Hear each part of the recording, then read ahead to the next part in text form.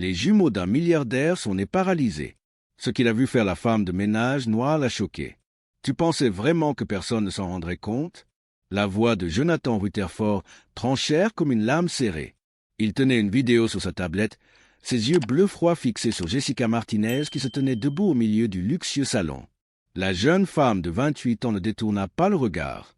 Ses mains étaient immobiles le long de son corps comme si elle était habituée aux accusations des hommes puissants. « Monsieur Rutherford, de quoi m'accusez-vous exactement ?»« De manipuler mes enfants » s'écria Jonathan en gesticulant en direction du couloir où reposaient les jumeaux de 3 ans. Mason et Tyler sont nés avec une paralysie cérébrale sévère. Ils n'ont jamais parlé, jamais bougé seuls et soudain. Après votre arrivée, ils réagissent. Jessica avait été embauchée 6 semaines auparavant comme aide-soignante à domicile. Des références impeccables, une formation en soins infirmiers, mais Jonathan l'avait toujours considérée comme une simple employée temporaire. Après tout, aucun spécialiste n'avait réussi à faire progresser les garçons en 3 ans. Le docteur Williams m'a montré cet enregistrement de l'interphone pour bébé, continua Jonathan en appuyant sur l'écran. Vous leur parlez comme s'ils pouvaient vous comprendre. Vous chantez des chansons que ma défunte épouse avait l'habitude de chanter. Comment diable connaissez-vous ces chansons? La mort de Caroline pendant l'accouchement avait transformé Jonathan en une forteresse d'amertume. Les garçons lui rappelaient constamment sa perte et il s'était construit une routine clinique et distante déléguant tous les soins à des infirmières spécialisées. Jessica prit une profonde inspiration. « Monsieur Rutherford, vos fils ne sont pas des légumes. Ils ressentent, entendent, reconnaissent les voix. Le fait que d'autres personnes ne parviennent pas à communiquer avec eux ne signifie pas qu'ils en sont incapables. Vous êtes payé pour nettoyer et ranger, pas pour jouer au docteur, hurle Jonathan, le visage rouge de colère. Ces garçons ont des limitations permanentes. Tout progrès que vous pensez voir n'est qu'une illusion. C'est alors que quelque chose d'étrange se produisit. Du couloir, un son étouffé, presque imperceptible, se fit entendre. Un gémissement faible mais délibéré. Jonathan se figea. Jessica sourit subtilement. « Nous devrions peut-être aller voir les garçons, monsieur Rutherford. Je pense qu'ils veulent participer à cette conversation. » À ce moment-là, Jonathan remarqua quelque chose dans le regard de Jessica qu'il n'avait pas remarqué auparavant. Ce n'était ni de la soumission ni de la peur. C'était la confiance silencieuse de quelqu'un qui garde un secret trop puissant pour être révélé avant l'heure. Si vous êtes curieux de découvrir comment une simple aide ménagère était sur le point de révolutionner la vie d'une famille milliardaire, n'oubliez pas de vous abonner à la chaîne car ce qui s'est passé ensuite a complètement changé la donne. Jonathan a traversé le couloir en direction de la chambre des jumeaux. Jessica le suivant calmement derrière lui. Ce qu'il a vu en ouvrant, la porte l'a laissé momentanément sans voix. Mason était assis seul sur son lit, ce que les médecins avaient déclaré impossible. Ses yeux suivaient chaque mouvement, alertes et concentrés d'une manière que Jonathan n'avait pas vue depuis des années. Tyler, de l'autre côté de la pièce, tenait fermement un jouet, ses doigts bougeant avec une intention délibérée. « C'est impossible » murmura Jonathan, ses certitudes scientifiques s'effondrant. Le docteur Patterson a été clair sur leurs limitations neurologiques. Jessica s'approcha lentement de Mahon qui tendit immédiatement les bras vers elle. « Bonjour, mon amour » murmura-t-elle doucement. « Nous t'avons manqué. » Le garçon émit un son qui, bien qu'il ne s'agisse pas d'un mot complet, avait toutes les caractéristiques d'une réponse affirmative. Tyler, remarquant sa présence, laissa échapper un bruit similaire, ses yeux brillants de reconnaissance. « Ils répondent, » dit Jonathan, plus à lui-même qu'à Jessica. Mais cela contredit 3 ans de diagnostics médicaux. Jessica se tourna vers lui, ses yeux brillants d'un mélange de patience et de détermination. « Monsieur Rutherford, à quand remonte la dernière fois où vous avez vraiment passé du temps avec vos enfants? Pas seulement en consultant des rapports médicaux ou en écoutant les briefings des infirmières, mais en vous asseyant ici par terre pour discuter avec eux ?» La question frappa Jonathan comme un coup de poing dans l'estomac. La vérité était brutale. Depuis la mort de Caroline, il avait transformé les garçons en patients et non en enfants. Chaque interaction était médiatisée par des professionnels, chaque moment structuré par des protocoles médicaux. « J'ai des responsabilités. » Balbutia sa voix perdant son autorité précédente. L'entreprise, les traitements, les thérapies expérimentales. « Bien sûr, » répondit Jessica, non pas avec sarcasme, mais avec une compréhension qui, d'une certaine manière, rendait les choses encore pires. C'est plus facile de payer d'autres personnes pour s'occuper de ce que vous ne pouvez pas affronter. À ce moment-là, Tyler fit quelque chose d'extraordinaire. Il regarda son père droit dans les yeux et tendit vers lui sa petite main tremblante. C'était un geste simple mais chargé d'une communication qui transcendait les mots. Jonathan recula instinctivement. Ils ne peuvent pas. Les médecins ont dit qu'il n'y avait pas de conscience réelle, seulement des réflexes. Jessica prit Tyler dans ses bras avec un naturel qui suggérait des mois de pratique et non quelques semaines. « Savez-vous quelle est la différence entre moi et tous ces spécialistes coûteux que vous engagez ?» demanda-t-elle en berçant doucement le garçon. « Je n'ai jamais douté qu'ils étaient des personnes à part entière prisonnières de corps qui ne coopéraient pas pleinement. » C'est alors que Jonathan remarqua des détails qu'il avait négligés. Les murs de la chambre, auparavant d'un blanc stérile, étaient désormais recouverts de dessins colorés collés. Les jouets n'étaient pas rangés de manière clinique, mais éparpillés comme un enfant jouait réellement. Une musique douce provenait d'un petit haut-parleur, pas de son thérapeutique, mais de véritables chansons pour enfants. « Vous avez changé cette chambre sans permission, » dit-il, mais sa voix avait perdu toute son indignation. « J'ai transformé cette chambre d'hôpital en foyer, » corrigea Jessica. « Et je vais vous dire quelque chose qui vous choquera peut-être encore plus. Vos fils ont des personnalités distinctes.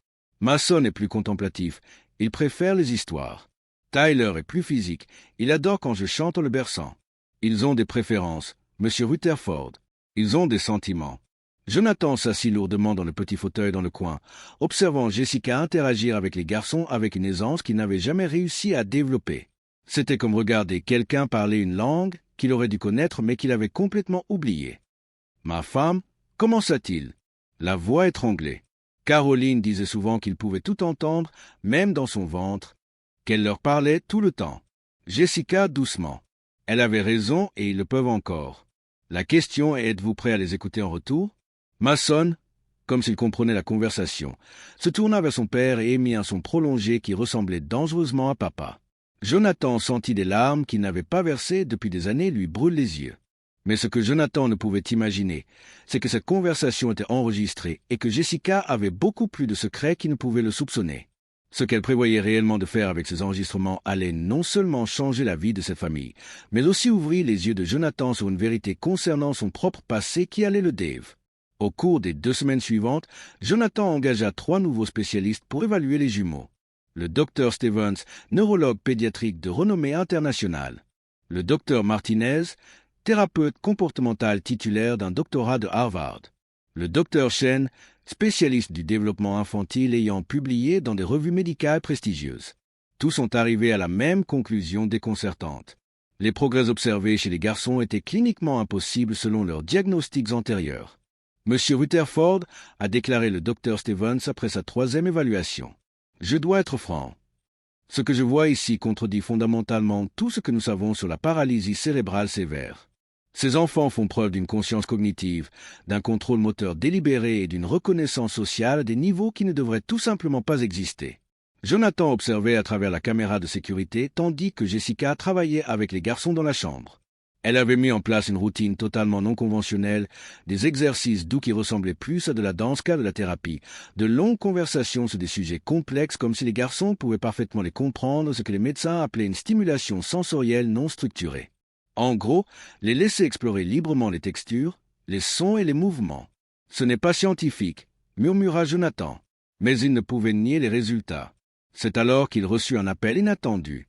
Le docteur Patricia Morgan, une neurobiologiste à la retraite qui avait été collègue de Caroline à la faculté de médecine, avait demandé à leur rendre visite. « Jonathan, j'ai reçu des informations par des amis communs sur les progrès des garçons, » dit le docteur Morgan lorsqu'elle arriva au manoir.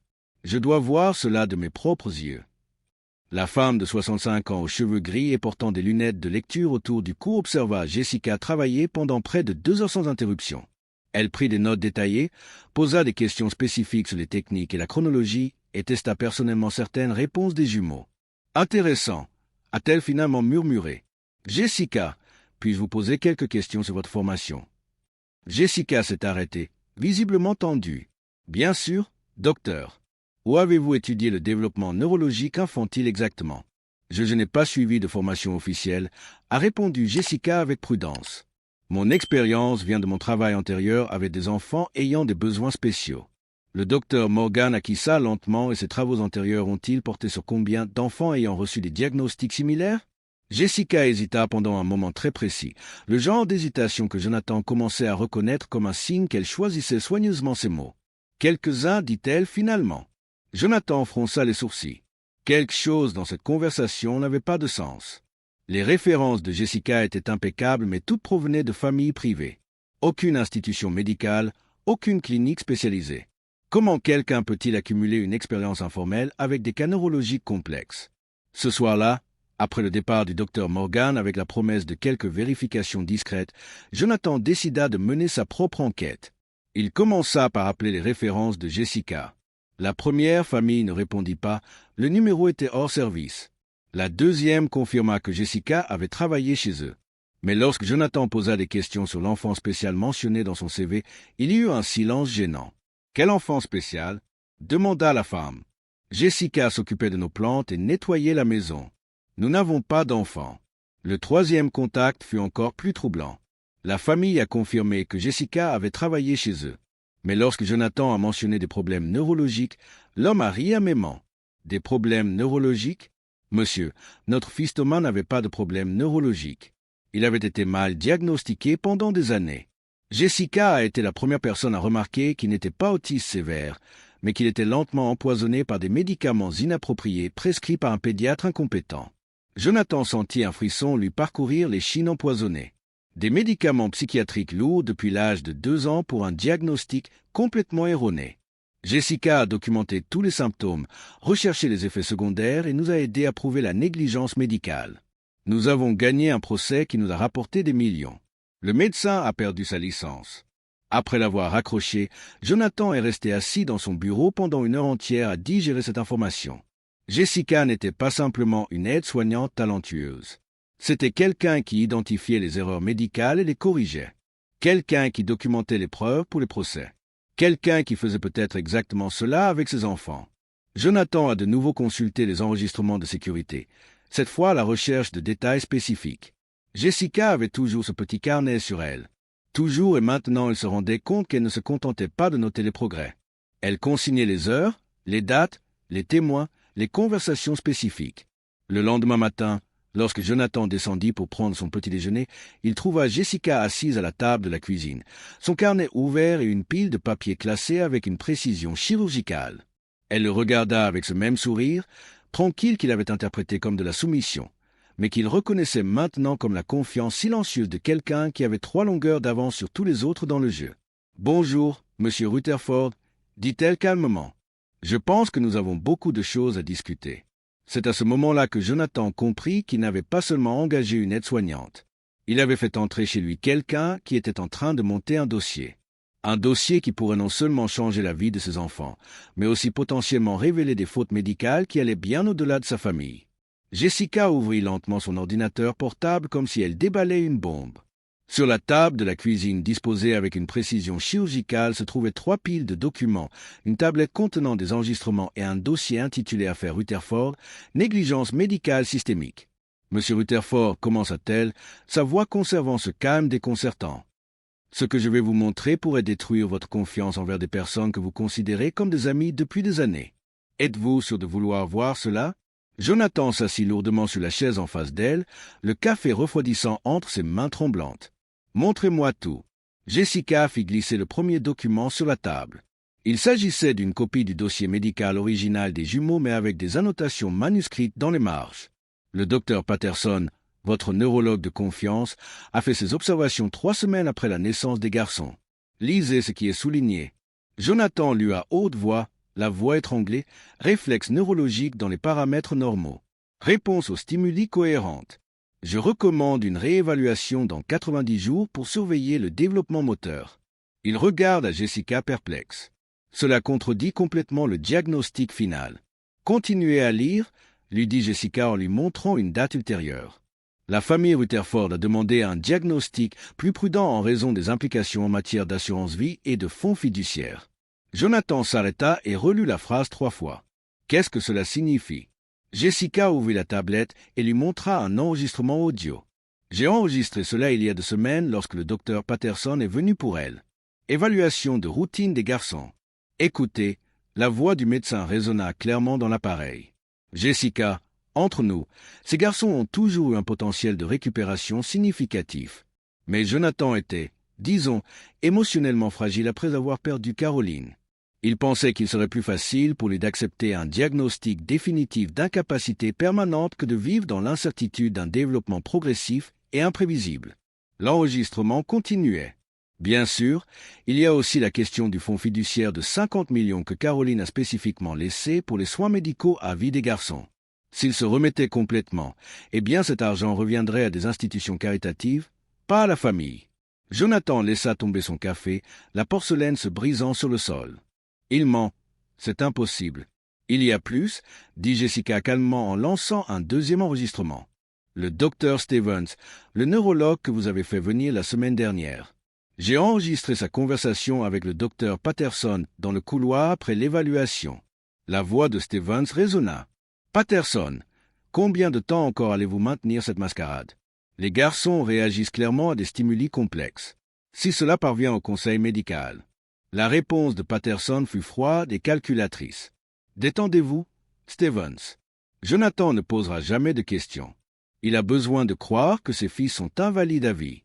C'est la seule façon pour lui de gérer la culpabilité liée à la mort de sa femme. Et franchement, 20 000 $ par an en consultations spécialisées réparties entre notre réseau, ce n'est pas une mauvaise affaire. Jonathan était devenu livide. Réseau. Jessica ouvrit un troisième dossier révélant un organigramme élaboré. 12 médecins, M. Rutherford, des neurologues, des kinésithérapeutes, des psychiatres pour enfants, tous facturant des honoraires exorbitants pour maintenir vos enfants dans un état artificiel d'incapacité. Elle montra des virements bancaires imprimés. Le docteur Patterson a reçu 18 000 $ rien que ce dernier trimestre. Le docteur Stevens, 9 500. Le docteur Chen, 12 000. Tout cela pour entretenir un mensonge qui a commencé comme une tentative bien intentionnée de protéger leur santé mentale et qui s'est transformé en une mine d'or. Jonathan se leva brusquement, renversant sa chaise. Pendant 3 ans, ils ont volé le développement de mes enfants. Pas seulement ça, dit Jessica, sa voix se durcissant pour la première fois. Regardez ces ordonnances. Elle étala des dizaines d'ordonnances sur la table. Du clonazé à des doses qui provoqueraient le coma chez un adulte administrait quotidiennement de la risperidone pour contrôler l'agitation chez des enfants qui n'ont jamais montré d'agitation. Des médicaments qui empêchaient littéralement le développement neurologique normal. Jessica ouvrit une autre section de la tablette et voici les analyses toxicologiques que j'ai fait faire en secret à partir d'échantillons de cheveux des garçons. Des niveaux de sédatifs qui seraient considérés comme de la maltraitance infantile dans n'importe quel tribunal du pays. L'écran afficha des graphiques colorés avec des chiffres alarmants. Pendant 3 ans, M. Rutherford, vos enfants ont été maintenus dans un état de torpeur chimique. Non pas à des fins médicales, mais pour soutenir une industrie frauduleuse qui exploitait la tragédie de votre famille. Le téléphone de Jonathan sonna. Docteur Patterson, Jessica sourit pour la première fois depuis le début de la conversation. Vous allez répondre ou préférez-vous d'abord savoir ce que j'ai dit à la procureure lors de notre entretien prévu aujourd'hui à 15 heures? Jonathan regarda le téléphone qui sonnait avec insistance. La procureure Dr Maria Santos, spécialiste des crimes en col blanc et de la fraude médicale. Elle a déjà examiné toutes les preuves. Jessica lui tendit une carte de visite officielle. Fraude médicale systémique, négligence infantile intentionnelle, complot en vue de frauder les assurances maladie, formation d'un cartel médical. Le docteur Patterson et son réseau encourent au moins 15 ans de prison fédérale chacun. Jessica ouvrit un 4e dossier. Sans compter les poursuites civiles qui sont déjà en cours de préparation, nous estimons les dommages à 40 millions de $. 3 ans de développement perdu, traumatisme psychologique, coûts de traitements inutiles, dommages-intérêts punitifs. La tablette afficha une nouvelle vidéo montrant cette fois les jumeaux clairement plus alertes, réactifs, presque normaux. Cette vidéo date d'hier après avoir progressivement réduit les médicaments toxiques au cours des 6 dernières semaines en les remplaçant par des vitamines inoffensives. Les experts ne s'en sont même pas aperçus car ils n'ont jamais fait de véritables examens. Jonathan regardait stupéfait tandis que Mahon disait clairement et que Tyler essayait de se lever tout seul, ses petites jambes tremblantes mais déterminées. « Mes enfants » murmura-t-il, les larmes coulant sur son visage. « Mes enfants ont toujours été bien. »« Toujours » confirma Jessica. Ils avaient juste besoin de quelqu'un qui croit en eux et qui arrête de les empoisonner. À ce moment précis, la sonnette retentit. Jessica vérifia l'interphone. Le docteur Patterson est arrivé pour la consultation hebdomadaire. Parfait timing. Jonathan la regarda, puis regarda l'épreuve éparpillée, puis le couloir où ses enfants jouaient librement pour la première fois depuis des années. « Faites-le entrer, dit Jonathan. » Sa voix transformée en quelque chose que Jessica n'avait jamais entendu auparavant. Une rage pure et contrôlée. « Je veux regarder dans les yeux l'homme qui a volé 3 ans de la vie de mes enfants. » Le docteur Patterson entra dans le manoir avec son assurance habituelle, son porte-document médical à la main, un sourire professionnel sur le visage. « Jonathan, comment vont nos petits patients aujourd'hui ?»« Nos patients, » répéta lentement Jonathan. « C'est intéressant que vous utilisiez ce mot, docteur. » Le médecin s'arrêta au milieu de la pièce en voyant Jessica assise calmement à la table. Tous les documents exposés, la tablette allumée affichant ses propres enregistrements. « Que se passe-t-il ici ?» balbutia Patterson, son visage pâlissant rapidement. « Il se passe que j'ai découvert ce que vous et votre bande avez fait à mes enfants, répondit Jonathan d'une voix dangereusement basse. Il se passe que j'ai des enregistrements de toutes les conversations criminelles que vous avez eues dans cette maison. » Patterson regarda Jessica, puis les documents, puis Jonathan. « Vous ne comprenez pas, Jonathan, nous vous protégions d'eux. » « De la vérité, l'interrompit Jonathan. « De la vérité selon laquelle mes enfants pourraient marcher, parler, être des enfants normaux si vous n'aviez pas passé 3 ans à les droguer. » Des rires d'enfants retentirent dans le couloir. Patterson se figea en reconnaissant des voix qui, selon ses diagnostics, n'auraient pas dû exister. « Impossible, murmura-t-il. Jessica se leva calmement. « Docteur Patterson, aimeriez-vous rencontrer le procureur Santos? Elle est très impatiente de vous parler de vos méthodes non conventionnelles de traitement des enfants. » La porte s'ouvrit et une femme en tailleur sombre entra accompagnée de 2 agents fédéraux. « Docteur Richard Patterson, » dit le procureur, « vous êtes en état d'arrestation pour complot, fraude médicale et maltraitance d'enfants. Vous avez le droit de garder le silence. » Alors que les menottes cliquaient au poignet du médecin qui avait détruit 3 années de leur vie, Jonathan ressentit quelque chose qu'il n'avait pas éprouvé depuis la mort de Caroline. Un espoir absolu. Mais ce que Jonathan ignorait encore, c'est que Jessica avait gardé le secret le plus dévastateur pour la fin. Une révélation sur la mort même de Caroline qui ferait passer tout ce scandale médical pour la partie émergée d'un iceberg plus sinistre. Alors que le docteur Patterson était emmené en garde à vue, une question restait en suspens. Combien d'autres familles avaient été détruites par ce réseau criminel et jusqu'où allait réellement la corruption que Jessica avait découverte? 6 mois plus tard, le manoir Rutherford avait complètement changé. Le silence de mort qui régnait autrefois dans les couloirs avait été remplacé par des sons que Jonathan n'aurait jamais pensé entendre. Des rires d'enfants, des petits pas qui couraient dans la maison et pour la première fois depuis des années le mot « papa » qui résonnait entre les murs. Mason et Tyler, désormais âgés de 4 ans, ne faisaient pas que marcher mais aussi courir, parler en phrases complètes et faire preuve d'une intelligence qui impressionnait même les nouveaux spécialistes, les vrais cette fois-ci, par la rapidité de leur établissement. « Papa, regarde !» s'écria Mason en courant vers Jonathan, un dessin coloré à la main. « J'ai dessiné notre famille. » Sur le papier, 4 silhouettes souriantes sous un soleil jaune. « Papa » ma Tyler au centre Jessica.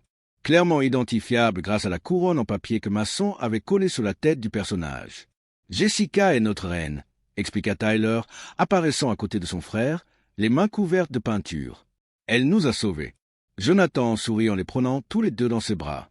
La transformation n'était pas seulement physique. Les garçons étaient émotionnellement en sécurité, curieux, espiègles comme tous les enfants de leur âge devraient l'être. De l'autre côté de la pièce, Jessica classait les derniers documents du procès. Le tribunal avait été impitoyable avec le réseau médical corrompu. Le docteur Patterson avait été condamné à 18 ans de prison fédérale. Le docteur Stevens à 15 ans. Le docteur Chen avait perdu définitivement sa licence et avait été condamné à 12 ans. Au total, 12 professionnels de santé avaient été condamnés à des peines allant de 8 à 20 ans de prison. Mais les conséquences pénales n'étaient qu'une partie de la justice.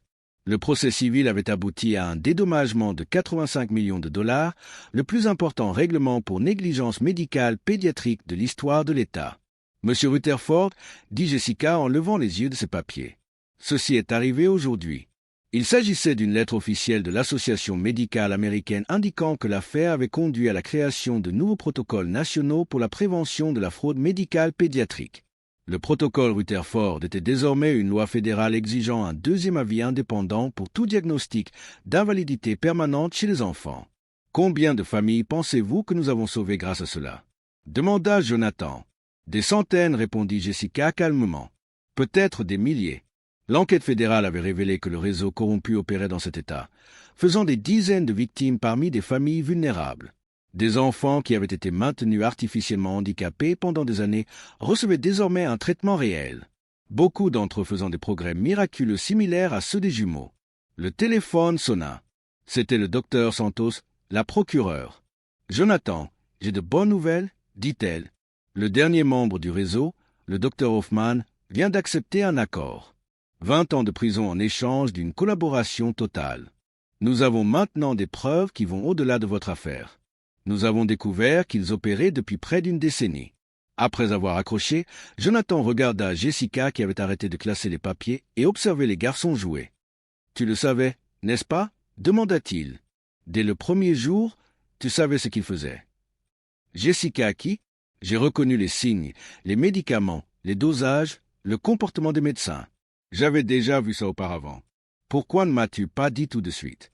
Parce que tu ne m'aurais pas cru, répondit-elle honnêtement. Tu devais le voir par toi-même. Tu devais choisir tes enfants plutôt que ta zone de confort. Jonathan s'apprêtait à répondre lorsque Mason arriva en courant, un livre à la main.